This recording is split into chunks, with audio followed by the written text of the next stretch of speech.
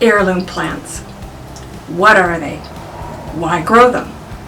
Why are they a good choice in a tough climate zone?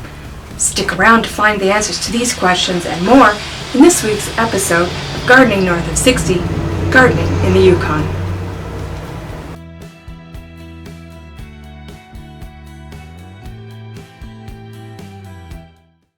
Hi, I'm Kim and welcome to Gardening North of 60, Gardening in the Yukon, the place that turns gardening into an extreme sport. For those of you who are just joining us, you can catch all of our earlier gardening updates in the Extremes Gardening playlist. If you have already been watching, thank you for your support. And you'll know I'm a fan of heirloom plants, also known as heritage varieties. But why? Gardening in hardiness zone 1B is tough. You have a 3-month frost-free window, limited choices for second plantings, and if something goes wrong, no second chances.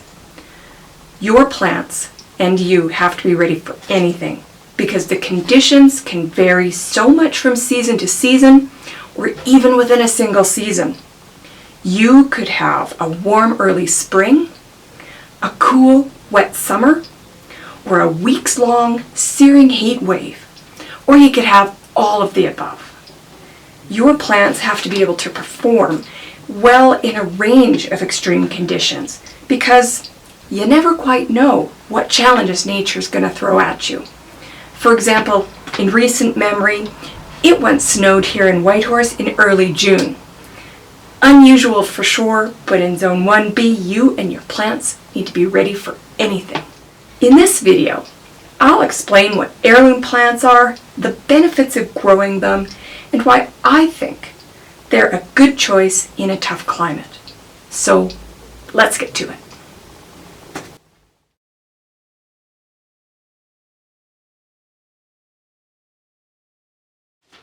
Heirloom varieties. They're also known as heritage varieties. They're a little bit like Granddad's pocket watch or Great-Grandma's pearl necklace. These are varieties of plants that were created the old-fashioned way. They were open-pollinated, and through generations of low-tech plant breeding practices, they and their seeds were passed down within families like heirloom jewelry. So what's so special about them? Well, they're the more genetically diverse sources, the forefathers and foremothers of the less diverse hybrid plant varieties grown commercially today. Heirlooms are the original plant varieties and sources of traits, and their offspring breed true to type.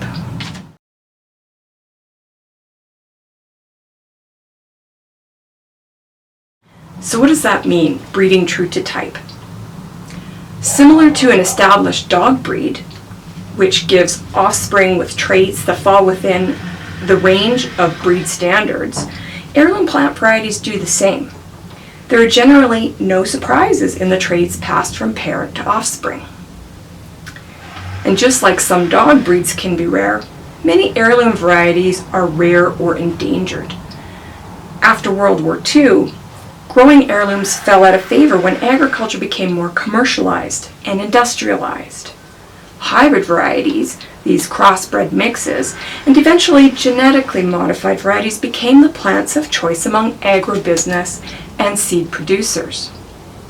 But hybrids and GMOs, they can't produce offspring with the same traits as the parent plants. They either don't breed true or they're sterile. Like mixing dog breeds. For example, when you cross a golden retriever with a chihuahua, you might get something interesting in the first generation, but the offspring would be nothing like its parents. And the traits that its own offspring would have would be anyone's guess. You would have a mutt. In the gardening world, this is a problem. If you are relying on certain traits to be expressed, like natural pest and disease resistance, early maturity, staggered ripening so you don't get all of your fruit at once, or cold and heat tolerance, things that are so important in a short season and an unpredictable growing zone. While nothing's perfect, heirloom varieties provide this greater reliability and flexibility within an extremely short growing season. And because they produce open pollinated seeds, with variability within these predictable traits, like staggered ripening. By saving and growing your own seeds, you adapt the variety over time to your own local climate conditions.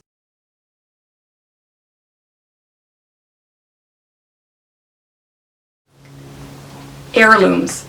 They just taste better. So many plants grown in industrial agriculture are bred to ripen at the same time.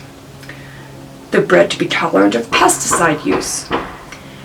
And they're bred with tough skins to resist mechanical handling of the produce. Some research suggests that this has come at the expense of nutrition, pleasing flavors, and textures. Did you ever wonder why your store-bought salad ingredients actually need the flavor enhancement provided by salad dressings? And those acorn squash, what's up with those tough skins?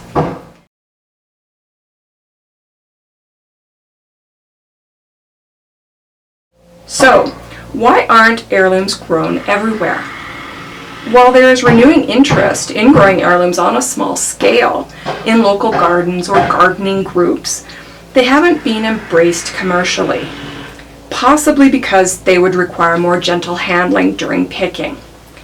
But they are the original sources of the traits we see in hybrids and GMOs today. They are disease resistant and pest tolerant, so there is limited need for using harmful chemicals. They have a built-in tolerance to a range of conditions that can be adapted to local climate conditions. And their produce tends to be more flavorful or have a more pleasing texture than store-bought commercial produce. Please leave a comment below as to why you think heirlooms aren't more popular today. I like them for all of these reasons, and also because they're just fun to grow. Where else can you get red speckled leaf lettuce that is crisp as romaine and heat tolerant? Tomatoes with tiger stripes? Huge blonde colored acorn style winter squash with a tender skin? Or bell peppers that can take the cool temperatures of a slow Yukon spring and the intense greenhouse heat of a warm summer day?